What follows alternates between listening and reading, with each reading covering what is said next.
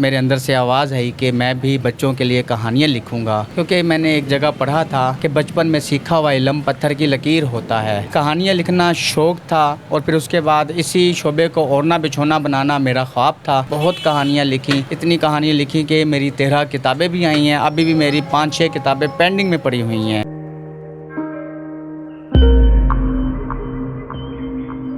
السلام علیکم ناظرین، AWC ڈیجیٹل میڈیا کے ساتھ میں ہوں محمد عمران جعفر۔ ناظرین، آج ہمارے اس ویڈیو میں ہمارے ساتھ موجود ہیں ملتان کی ایک معروف علمی اور ادبی شخصیت علی عمران ممتاز۔ گزشتہ 10 سال سے تصانیف کا سلسلہ جاری ہے، 2 کتابوں پر صدارتی ایوارڈ لے چکے ہیں۔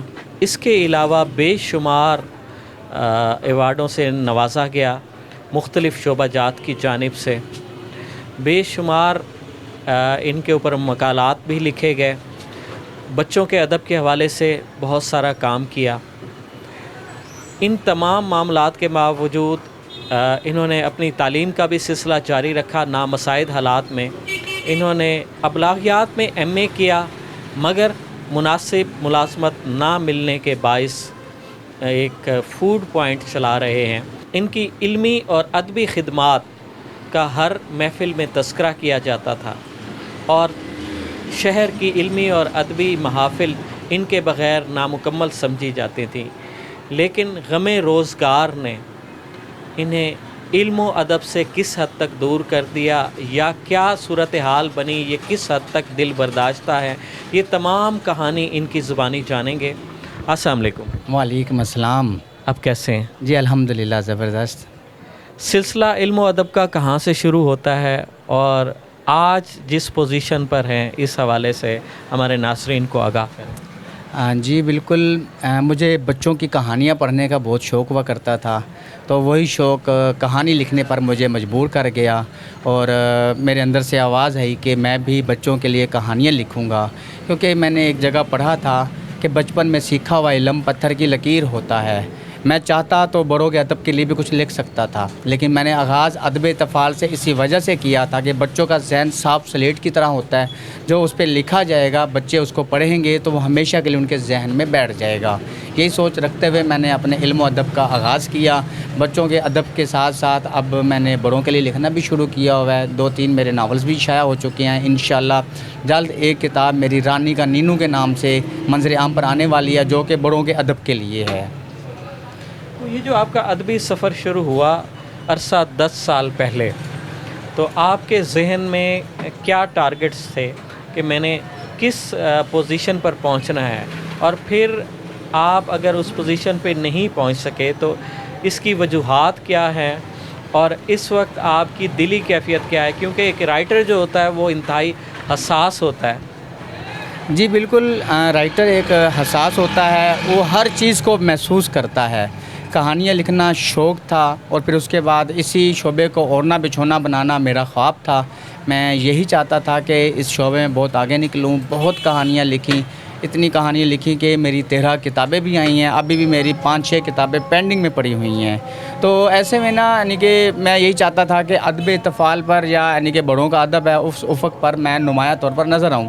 اللہ تعالیٰ نے مجھے عزت سے نوازا، بے شمار اعزازات سے نوازا۔ حکومت پاکستان کی جانب سے بھی مجھے اعزازات سے نوازا گیا، لیکن 2 صدارتی ایوارڈ آپ نے لیے۔ جی بالکل، 2 بار مجھے صدارتی ایوارڈ، میری 2 کتابیں ہیں، روشن روشن میرا دیس اور نور عالم، اس پر مجھے صدارتی ایوارڈ سے نوازا گیا تھا۔ لیکن یعنی کہ میں جو ایک گول کرنا چاہ رہا تھا ادب میں، وہاں تک پہنچنے کے لیے سرمایہ ضروری تھا، لیکن ہمارے یہاں پہ بے حسی اس چیز کی ہے، جو اچھا لکھتا ہے اور اچھا کام کرتا ہے اس کو کسی اچھے مقام پر لے کر جانے کی بجائے ان کی ٹانگیں کھینچی جاتی ہیں۔ بھرپور کوشش کی آگے بڑھنے کی، لیکن ٹانگیں کھینچنے والوں نے بھی کوئی کسر نہیں چھوڑی۔ بس یہی وجہ تھی کہ روزگار کے غم میں کہ کچھ کیا ایسا کیا جائے کہ گھر بھی چلا جائے، گھر کا کچن چلانا ضروری ہوتا ہے۔ ادب کی دنیا میں روزگار نہیں ہے، یہاں شوق تو پورا ہو سکتا ہے، یہاں ہم کہانیاں لکھ سکتے ہیں، اپنے لفظوں سے دوسروں کی زندگیاں سنوار سکتے ہیں، لیکن ایک ادیب کی زندگی سنوارنے کے لیے اس کے روزگار کے لیے کوئی بھی نہیں سوچتا۔ بس یہی وہ چیزیں تھیں جنہیں سوچتے ہوئے میں نے سوچا کہ اپنے ہی یعنی کہ کوئی ایسا کام کیا جائے روزگار کا۔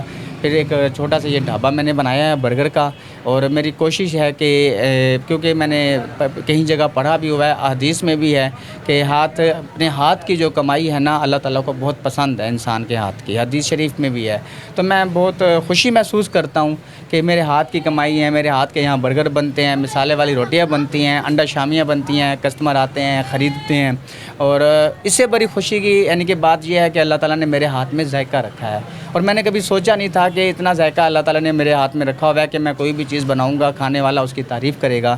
تو الحمدللہ اب یہ کام شروع کیا ہوا ہے، اب اس کام کا ہی گول بنایا ہوا ہے کہ ادب کی دنیا میں تو اس مقام تک پہنچا ضرور ہوں، لیکن روزگار کے حوالے سے میرے ہاتھ میں کچھ نہیں آیا۔ اچھا یہ بتائیے گا کہ کتاب بینی کافی کم ہو گئی ہے ہمارے معاشرے میں، اس کی کیا وجوہات ہیں؟ اور آپ جیسے جو لکھتے بھی ہیں لوگ دوسروں کے لیے اور چاہتے بھی ہیں کہ کتاب بینی پہلے کی طرح ہو، جس طرح سے لوگ پہلے کتابیں پڑھا کرتے تھے، کتابوں سے دوستی ہوتی تھی، تو آپ نے یہاں ہم دیکھ رہے ہیں کہ آپ نے اپنے اس فوڈ پوائنٹ کے اوپر ایک چھوٹی سی لائبریری بھی بنا رکھی ہے، شاید آپ اس کتابوں سے محبت کے سفر کو جاری رکھنا چاہتے ہیں، تو یہ کیا پس منظر ہے؟ جی کتب بینی بہت ضروری ہے۔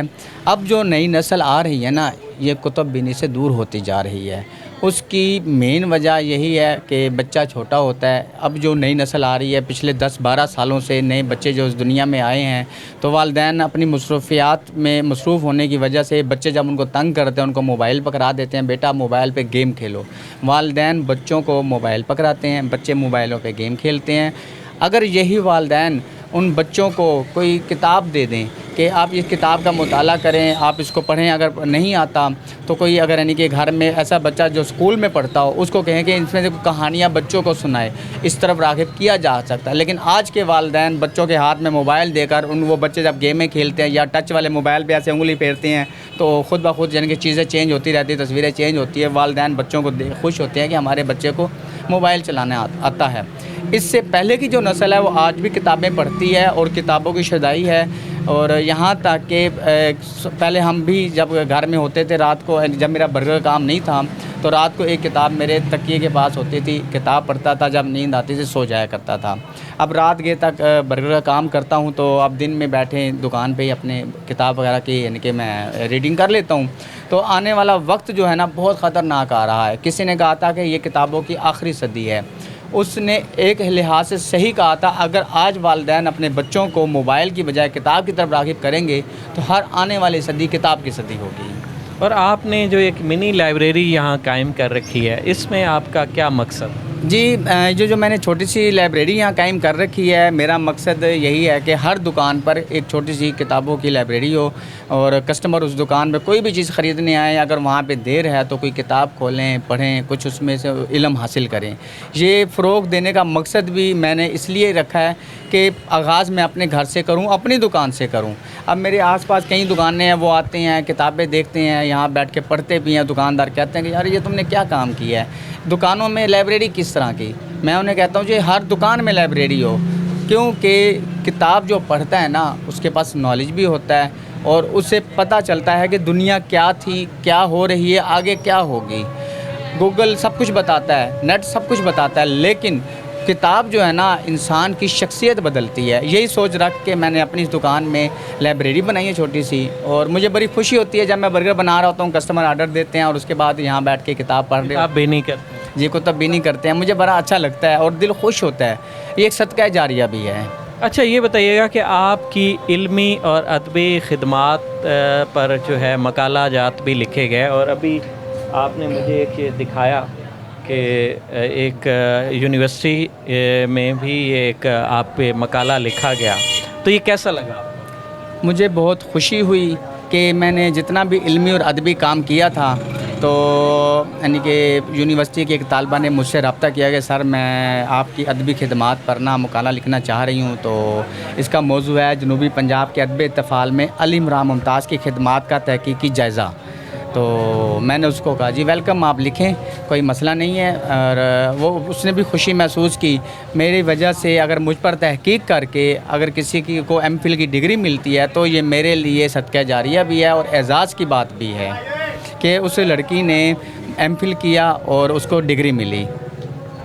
آپ موجودہ نسل کو، نوجوانوں کو اس حوالے سے کوئی اپنی جو آپ کی علمی اور ادبی زندگی گزری ہے اور جو آپ کی اس میں جتنی بھی کاوشیں ہیں، تو ظاہر ہے آپ چاہیں گے کہ نوجوان نسل بھی کتب بینی کی جانب راغب ہو، تو آپ انہیں کیا پیغام دینا چاہیں؟ دیکھیں جی، جو میں نے اپنی زندگی یہاں تک گزاری ہے ادب طفال میں یا بڑوں کے ادب میں، تو میں نے یہی نتیجہ اخذ کیا ہے کہ حالات سے کبھی مایوس نہیں ہونا چاہیے۔ نوجوانوں کو یہی پیغام دوں گا کہ آپ کتب بینی کریں، ادب طفال میں ہیں یا بڑوں کے ادب میں ہیں یا کسی بھی شعبے میں جائیں، لیکن ہمت مت ہاریں، کبھی نہ کبھی آپ کو کامیابی ملے گی۔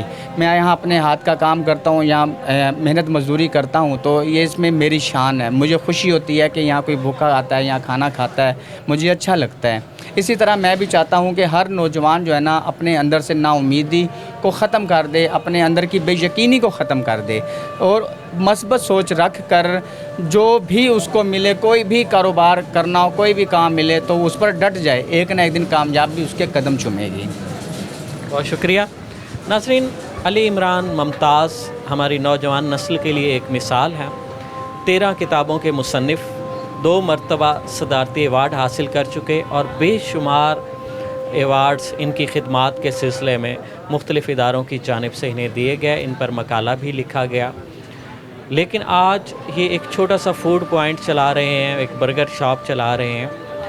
یہ بھی ایک پازیٹیو سائن ہے کہ مثبت سوچ کے حامل اس نوجوان نے بجائے کہ حالات سے مایوس ہونے کے کوئی نیگیٹو راستہ اختیار کیا، انہوں نے رزق حلال کمانے کے لیے جو ہے ایک اپنا کاروبار کا، چھوٹے سے کاروبار کا سلسلہ شروع کیا۔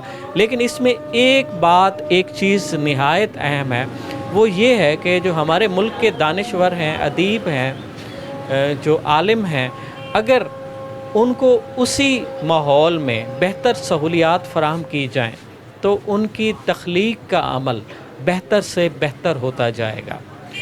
یہ برا نہیں ہے کہ وہ اس وقت ایک برگر شاپ چلا رہے ہیں، مگر اگر انہیں پوری کنسنٹریشن کے ساتھ انہی کے شعبے میں انہیں روزگار مہیا کیا جائے تو یہ ہمارے معاشرے کے لیے بھی ایک پازیٹیو سائن ہوگا اور بہت سارے نوجوانوں کی رہنمائی اور ان کی تربیت کر سکیں گے۔ تو ناظرین، مزید ایسی مفید، معلوماتی، دلچسپ اور موٹیویشنل ویڈیوز کے لیے جڑے رہیے AWC ڈیجیٹل میڈیا کے ساتھ۔